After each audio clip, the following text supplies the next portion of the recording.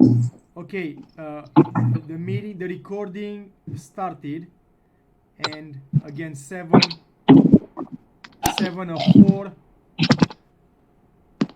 p.m. on Wednesday, June 17. I sent you guys the agenda yesterday. First item on the agenda is fiscal year 2021 board officers. This was discussed at the last board meeting, and we had some recommendations then.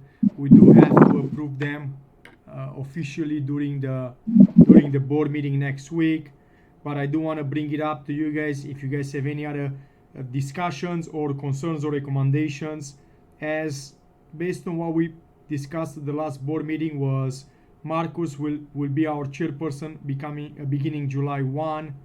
Pat will be the first vice chairperson. Dean Bliss will be the second vice chairperson, and Karen will be the secretary. We have 4 officers, and these 4 will cover all 3 counties represented by our board. Correct. Any questions? This will be a 1-year term for everybody, and I believe also yesterday in the email I sent you guys, I did send a document that I'll probably have to resend to the entire board that has every board member name, email address, the term period, phone number, as well as who appointed them on our board. And I also gave you guys a document that included the 2 committee meetings beginning July 1. We'll have 7 members on an administrative committee, 7 members on a program committee. We will have 2 new board members joining us July 1. They were appointed, one by the Wyandotte County Commissioners and one by the Ohio Department of Mental Health and Addiction Services. And I do want to make all of you guys aware that Tony Paulus, his last board meeting will be next week. He's the one that is terming out. We hope that Tony will probably join us in the future, but he will have to take at least a year off, as he just served for a maximum of 10 years. Okay. Any questions? No. Okay, so this will be a motion to approve fiscal year 2021 board officers. Second item on the agenda, and I also sent you guys via email yesterday 3 different PDF files that included levy funds that we set aside for the local schools in the 3 counties. We use a formula that I explained you guys a few months ago, how we came out with these amounts for the schools in Seneca, Sandusky, and Wyandotte County. Some schools that may be share students from 2 counties, like for example Mohawk, who has big percentage of their population from Seneca County as well. Even if they are located in Wyandotte County, they are receiving levy funds from 2. They are receiving funds from 2 different levies. Again, we utilize a formula, and schools that didn't participate, we already allocated those funds to the behavioral health services into our communities that were approved last month. So there were 3 schools that didn't send applications for levy funds. There was Clyde, Green Springs, Woodmore, and Gibsonburg. So those funds were then allocated to other services in Sandusky County. I will go one at a time. In Seneca County, if you guys, I can read every amount, but we are planning to allocate funds to Fostoria, Tiffin, Seneca East, Hopewell Loudon, New Regal, Old Fort, Bridges, North Central Academy, Lacora Local Schools. Clyde, Green Springs were here actually, but that's an error. Good, I catch it. Mohawk Local, Bellevue, and Vanguard Sentinel. Those schools you receive Seneca County levy funds. Sandusky County levy will be Fremont City, Lacora, Old Fort, Bellevue, Vanguard Sentinel. And Wyandotte County levy will be received by Cary, Upper Mohawk, and Vanguard Sentinel. So we actually, you might ask why Vanguard Sentinel. We work with them to look at their student population, and they actually serve students from all 3 counties. So everything on the forms I sent you yesterday again was based on a formula amount based on the a base amount to each school of $5,000 plus additional amount based on the population of their student body. We are proposing to approve those probably in 3 different motions. Again, the only correction is we have to remove Clyde Green Springs from Seneca County levy as they didn't send in an application. Any questions? No questions. One other item that I will want to mention, and again, I don't want to repeat myself. I probably said this in the past. Each school will be required, obviously, to send some reporting to our board. They have to utilize funds, these funds specific for behavioral health services, and they will have to participate in the Ohio OHS survey, which is a behavioral health survey for students, where we can look at the data, analyze any needs and gaps to the school when it comes to behavioral health. Okay. If you have questions, please interrupt me. If not, I'm going to move on. So this is an item that I'm actually very glad that Alex and Marcus are on the line. A few years ago, as a board, we funded some programs specific to serving the minority population in Fremont and Sandusky County. We actually continue to fund a program specific to a recovery program, supported recovery program for the African American population in Sandusky County. We have a group named Sisters Recovering and Planting the Seeds of Hope. Has been a successful program that I think this is the 3rd year we are funding them, where they provide various support, behavioral health support groups for women and men in Fremont. The men group is just brand new, but so far we are very glad. I joined a few of their meetings and has been a very positive experience. Also, last year we started kind of a new project in partnership with the City of Fremont and Mama's House, and we developed almost like a youth mentoring program after school at the Fremont Rec Center. We wanted to focus on the minority children, as well as obviously everybody else would be accepted, but wanted to make sure we really focus on them. If you guys remember, they came to one of our board meetings in the past year and did a presentation. Again, we had a room full of individuals then. But obviously COVID-19 impacting the ability for them to deliver their program as they want it. As you probably know, the Fremont Rec Center closed for a long time, and is my understanding is still closed. And Shari Mullen, which is really the program director for Mama's House, and the mayor and myself had a few conference calls recently trying to figure out how we can continue to serve this population, as well as based on everything that's going on in today's society when it comes to racism and equality and equity, how can we best utilize resources for Fremont and Sandusky County. And I want you to know, based on again the rec center being closed, Mama's House sent us a letter to withdraw their levy application. We actually awarded funds for them last month, as they want to be part of a larger project with the city. So again, I had a few conference calls with the City of Fremont to really tackle this issue when it comes to the minority population. I had 2 different conference calls today with the Fremont City Schools, as well as a conference call today with Terra State Community College. And they all want to partner for us. They all want to partner with us for us to be able to accomplish, I guess, a better quality program for the minority population in Fremont and Sandusky County. I did wrote down some notes. I'm very glad to see that the city and Mama's House and the other 2 educational institutions are recognizing the need as much as we do as a board. I think for a small community, when we can partner together, I think would be very important just because of limited resources. I think we need to continue to lead on this. I know this for For some of you guys, it's very important for us to develop programs for the minority population, again in Fremont and Sandusky County. So I will tell you that yes, most of the discussion had to do with the African American population, but at the same time, these programs will incorporate the Hispanic and Latino population as well. So we want to make sure that both of them are receive the same attention.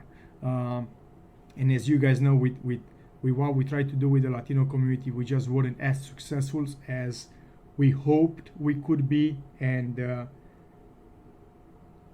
I think maybe things that we think that are logical to us or rational to us might not be really reflecting the community. So we want to make sure that if we partner with the city and the schools and even the Fremont PD, I'm sure they're going to be involved at some level into this, we'll be able to really assist with this project with the minority populations in Fremont and Sandusky County.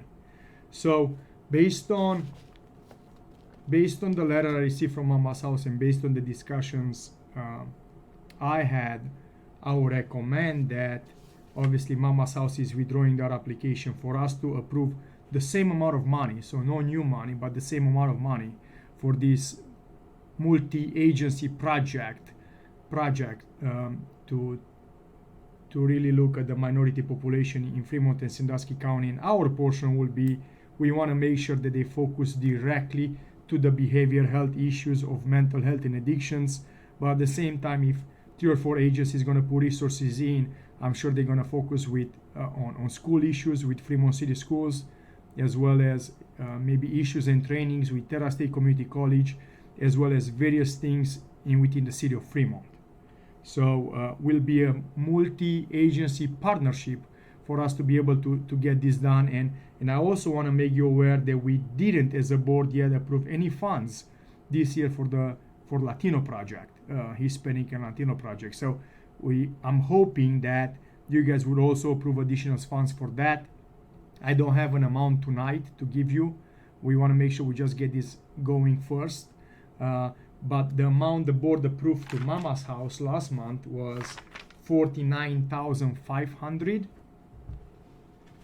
And my goal is that you guys, or my recommendation is that you guys will approve that for this new project to continue. So again, will not be any new money. We'll just kind of shift the project a little bit. And most of the same players will be involved with this project as before. I want you to know that the city of Fremont is kind of waiting to see which direction we are going. I was invited by the mayor to join the city council meetings. They're going to probably have 3 reading rules on this for them to be able to put some resources in as well. Fremont City Schools and Terra State, they're going to take this matter to their board as well. But again, the superintendents or the school president and the mayor are all behind this 100% for us to partner together for the good of the community. So will Mama's House actually be working with this project then? Like they'll be... I'm not sure. I don't think it will be called Mama's House anymore. No. Actually, because there are so many public entities partnering together, I think it makes sense probably for this person to be under City of Fremont as maybe a City of Fremont employee. So we want to make sure we have all the finances in place, the HR and all those in place, especially when you have public funds going into this. We are projecting at least 4 different public entities to partner for this project.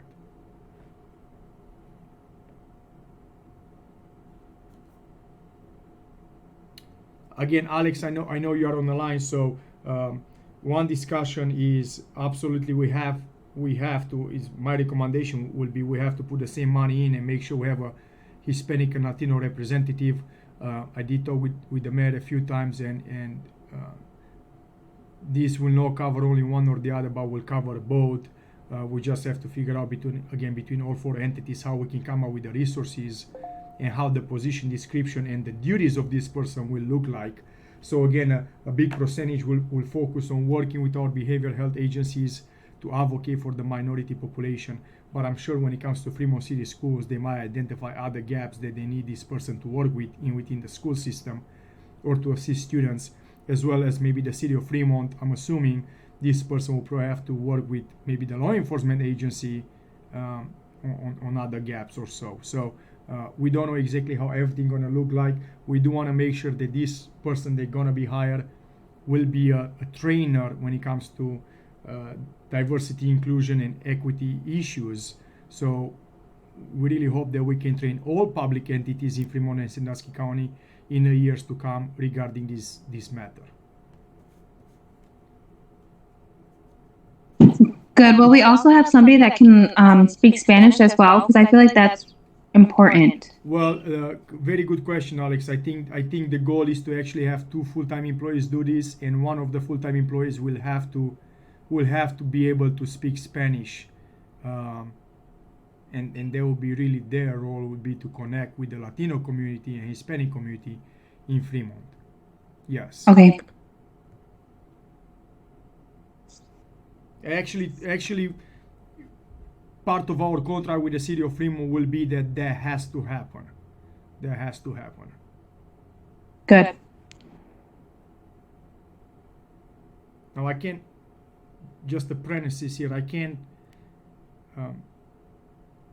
if we get into some legality, obviously the city of Fremont has a law director, but I'm not sure exactly how you say that on a position description, how you do that, but that is the goal, exactly what you said, Alex. If not, at least have sort of like interpreting services or something. But I think having an actual person who's bilingual is more personable, and people will feel more comfortable with that. Actually, the mayor mentioned you, and as well as some other community members that will probably want to talk with and consult with, especially with the hiring process. Yes. And actually, I was wondering, when is that city council meeting? So will be three reading rules. I think the first one will be on July. Give me 1 second, I'll tell you. I think it will be July 2nd, July 16th, and August 6th. So on August 6th is when the city will have their final vote when it comes to this, and then I'm assuming the hiring process gonna start, if accepted, soon after. So we are hoping to have both positions filled, obviously this year, sometimes late summer, early fall. And I also want to let you guys know that if this doesn't move as a partnership and the city of Fremont doesn't approve it, we will not make our money available.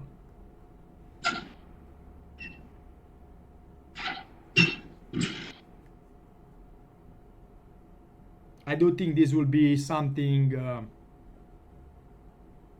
really important for us as a board and for the community we serve, and something kind of unique, and hopefully we can bring everybody together to recognize how important this is. And maybe that's one of the reasons we weren't extremely successful with the Hispanic and Latino projects in the past, because we just didn't have the resources. But I hope with everybody around the table, this will happen. I was even part of the Sandusky County Family and Children First Council meeting today, and they really embrace this idea as well, all those members, and they recognize how important this is to Fremont and Sandusky County.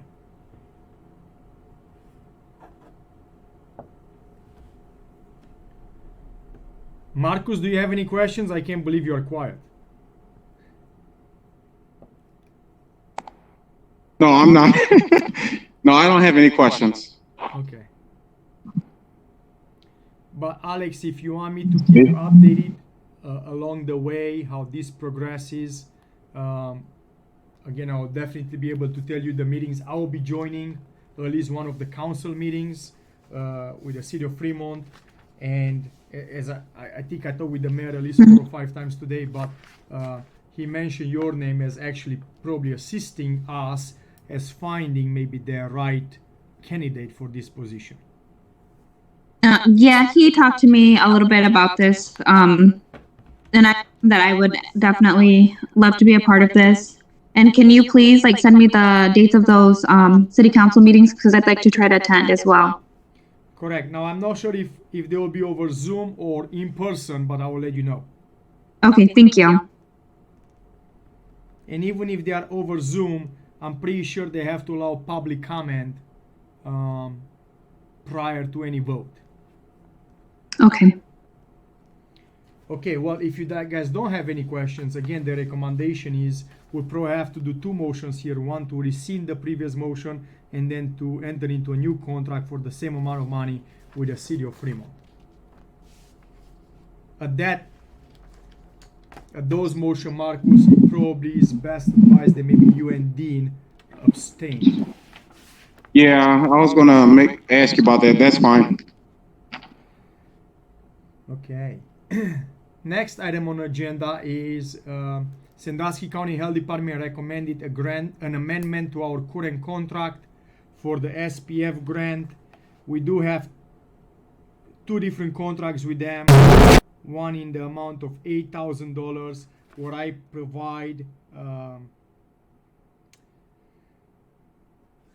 provide some leadership consultation to them for this grant, and I'm a mentor to Wyandotte County.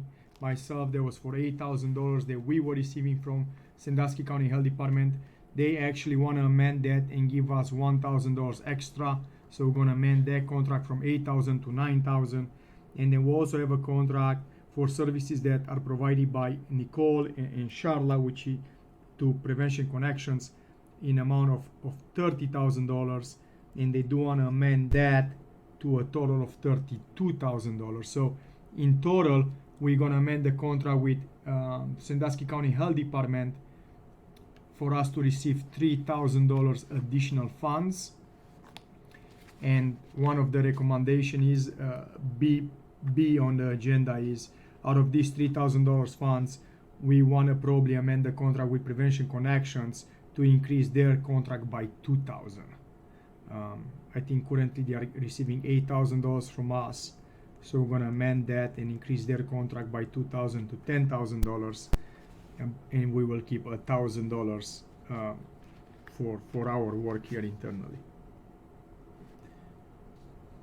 So, due to COVID-19, we have a little bit less work to do and more money to receive. It's a joke. It's supposed to be a joke. So no, but the reality is that yes, through COVID-19 we had to change some of the deliverables and some of the things we are doing regarding this prevention grant, and through those changes they had $3,000 extra to really give our board. So this is money that we are receiving from Sandusky County Health Department, $3,000, and then we're going to contract $2,000 out of them with Prevention Connections LLC.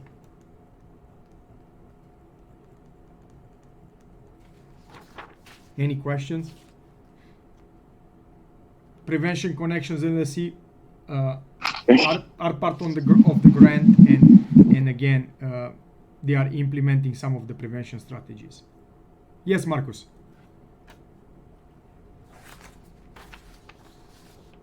I was just saying no questions. Okay. I'm sorry. The next item on the agenda, and I'm going to try to share the screen with you, but I believe on June 4th we had the ad hoc records retention meeting with our board attorney and our chairperson, myself and Tanya, looking at our records retention schedule. This is really a schedule telling us what kind of documents we need to keep and store at our office, either paper or electronic, and for how long, for us to be able to be in compliance with any public records request that this office might receive. So this is like 2.5 pages of Excel spreadsheet. I think I shared some with you, but I will give you a quick snapshot of what we are planning to change and how this will work.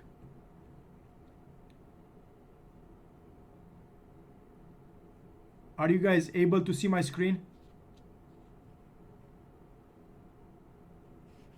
Yeah. I can see it. Yes, I can see it too. Okay, so there are really three things we are doing. There were three items that were proposed for us to add them to the current schedule. One was the civil commitments. So anything we have regarding civil commitments, they come to this office for us to keep it and keep it 7 years provided audited, as well as everything regarding forensic monitoring for 7 years, as well as any fiscal claim files through the GAS system regarding payments for clients for behavioral health treatment services, same 7 years to be kept by this office. So these are 3 items that the Records Commission is planning to add to our current schedule. Then we have a few changes that myself, Tanya, recommended, as well as the commission that we met. Is one, the levy campaign materials for us that we had previously for 5 years. We hope that we can keep those just for 2 years before we can destroy them. Levy planning committee minutes, we currently have them for 5 years. We're gonna ask to keep those only for 2 years. I will tell you that the last 3 levies that we ran, we actually didn't have committee minutes for those. We didn't have a levy planning committee in place for those levies. When it comes to the Ohio Mass reports, they're gonna remain. The one thing we wanna change, instead of keeping them for 7 years and after fiscal audit, we are recommending to keep them only 3 years after the SAR review, which is the review conducted by the State Department. Additional changes are funding requests is what we usually have listed, what we currently have listed on our records retention. We want to change it to funding request and in parentheses received and or distributed, just to clear the language. So funding requests that we receive or that we receive money or we give money out. Provider fiscal reports, again, we want to change that name to provider fiscal and audit reports. We want to change the name of vouchers all, which is really all expenses that we keep track of, to have vouchers and invoices all. Time period will remain 7 years. And when it comes to board employee and personal files, I want you guys to know as of today we keep them permanent. So every employee that worked here in the past 52 years, we actually have their file. And with the recommendation from the records retention and Christina, which is our board attorney, she believes that we don't have to keep them more than 7 years after termination. So we'll probably be able to destroy some of those files. Another thing that we change across the board, currently we have for almost all fiscal matters, we have 7 years and after fiscal compliance audit, we wanted to change it to 7 years provided audited, as was recommended by Christina. And then we have a few things that we want to remove completely, and that is the community health assessments. Our board is not the agency in the board district that really is the lead in conducting those. Those are the health departments, and they are a public entity. I think we can remove that from our schedule, as well as the community health improvement plans. Same thing, they are stored by the local health departments in the 3 counties. Mental Health Coalition agenda, the Mental Health Coalition doesn't really exist any longer. We changed the name to a combined coalition, and those agenda and minutes are kept by the health department. Seneca County Federal Crash Review Committee, that committee is no longer in place anymore. That committee has been discontinued, and we are planning to ask for that to be removed. McSys client agreements, we are no longer utilizing McSys anymore, and that has been discontinued. Medicaid client agreements, we don't have those agreements anymore with Medicaid, since we don't pay for Medicaid services. Non-Medicaid client services contracts and contracts all were just duplicated on our schedule. They were just duplicated. We already have them there. We have under fiscal actually contracts all, and those are to be kept for 7 years. So in total, we have around 2 pages of items we are going to submit. I want everybody to know that this schedule will first go to the Ohio Historical Society. they will have to approve it. Once they approve it, it will go to the Ohio Auditor of State. Then they will have to approve it. And after they approve it, then really we'll make any adjustments and destroy any documents that are no longer of value.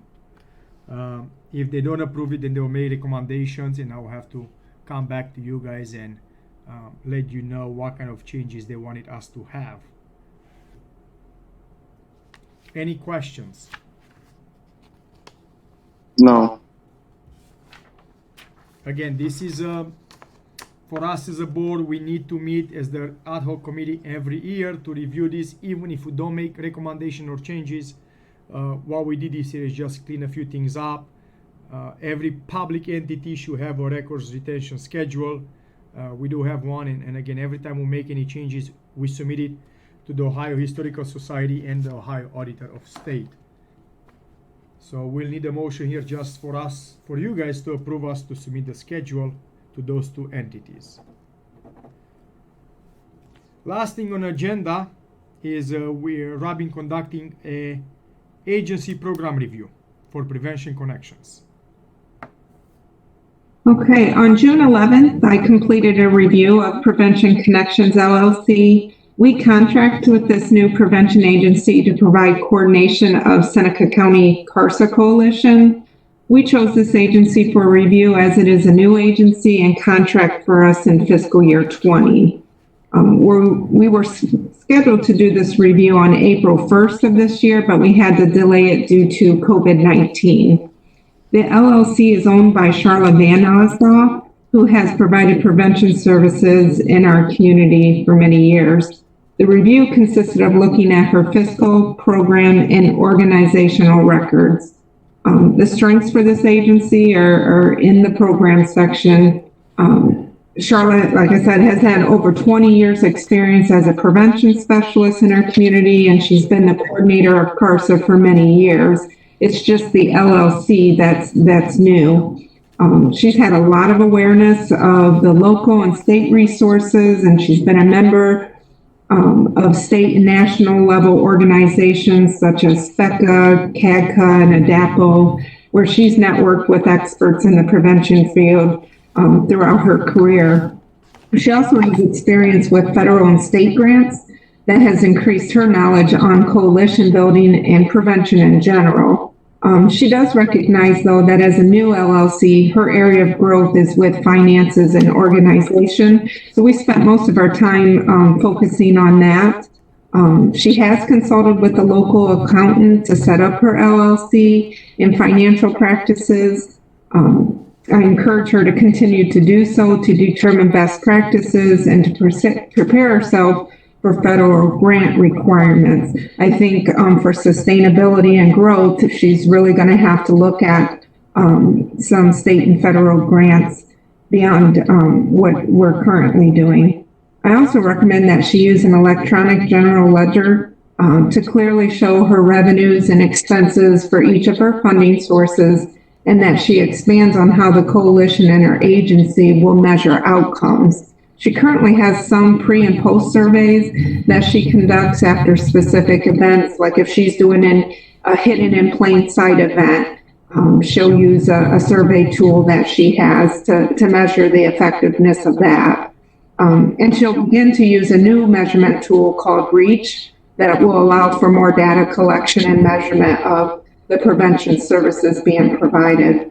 So I've prepared a letter with a summary of my review and the items that we're discussing tonight, and I'll need the board to give approval during the next board meeting, allowing me to formally share the letter with Charlotte as the owner of the LLC. Hey Robin, Friday we are doing our board email with all the documents in preparation for the board meeting and all the draft motions so they can review. We'll probably put the draft letter attached to the email that I'm going to send Friday as well, in case they want to read the whole letter. Okay.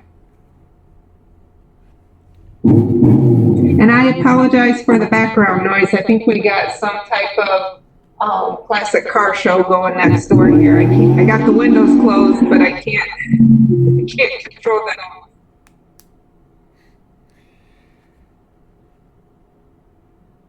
I do want to share two more things that are not on agenda. I always like to share this in case you don't have time to I guess listen to the admin committee minutes. They will be posted on the website, and we'll give you guys the link on Friday. But the admin committee is looking at the calendar year 2021 projected tax budget to be approved.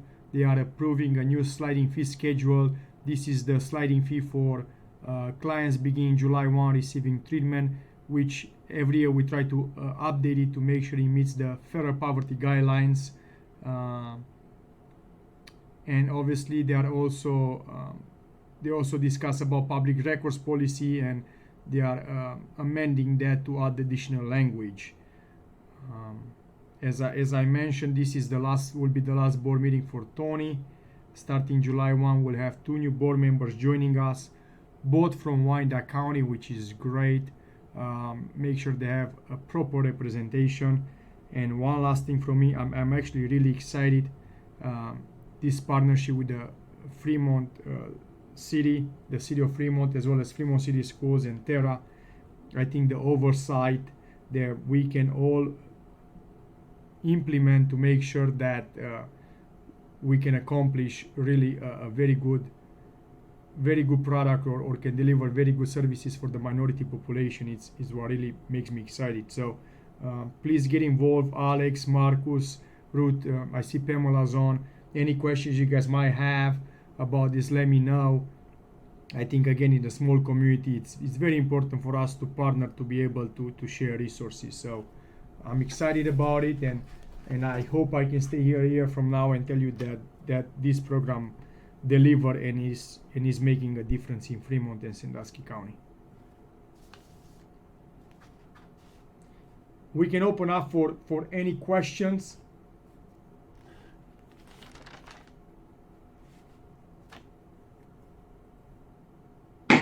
None from me.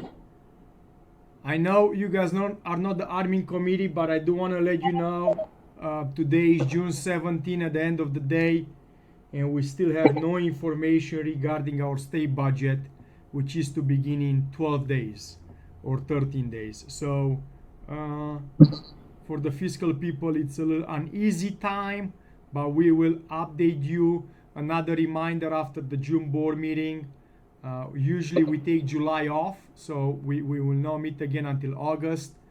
We hope that in August we can meet face-to-face or in person with whatever social distancing requirements we have to put in place. We might have to have a different venue where we're gonna meet to just have a larger room, but I hope we can start meeting face-to-face.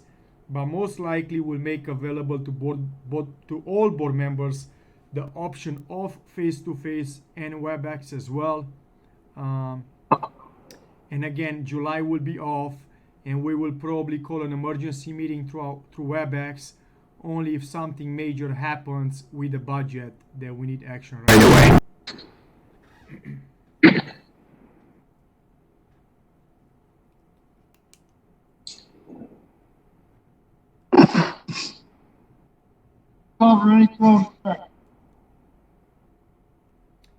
Any other comments or questions? I do have one more thing, and maybe I can send the group text. Monday night during the committee meeting, a few members mentioned that they are unable to join the 7 p.m. on Thursday during board meeting. And after talking with a few others, I think the recommendation is to see if maybe majority want to move it back to 4:30 versus 7 o'clock next week. We can still do that as long as we advise the public 72 hours ahead. So just think about it. I think with being nice weather outside, some of them want to get the board meeting done earlier and enjoy the weather. So either or, I'll probably send a text and we go with the majority. We want to make sure we have a quorum.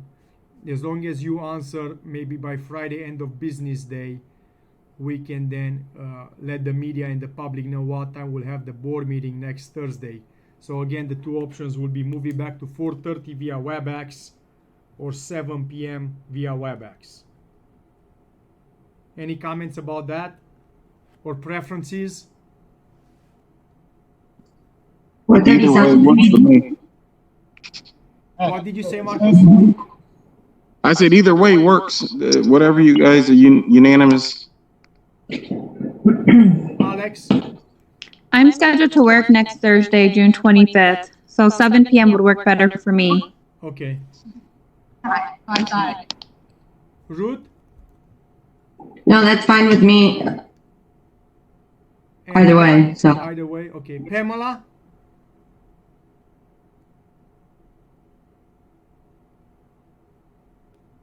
I see Pamela on, but I think she is muted.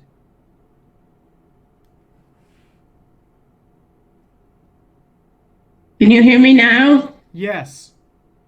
Either way is fine with me. Okay. Perfect. Well, we'll send the text and see what the majority wants to do. Okay. We do want to make sure we have a quorum, so I know Tony for sure, and Jimmy and Pat are unable to do 7, but also now we learned that Alex can do 7. So we'll see what the majority decides. Okay. Okay. If you guys don't have any questions, then I will stop the recording. I apologize. I thought my phone was on silent.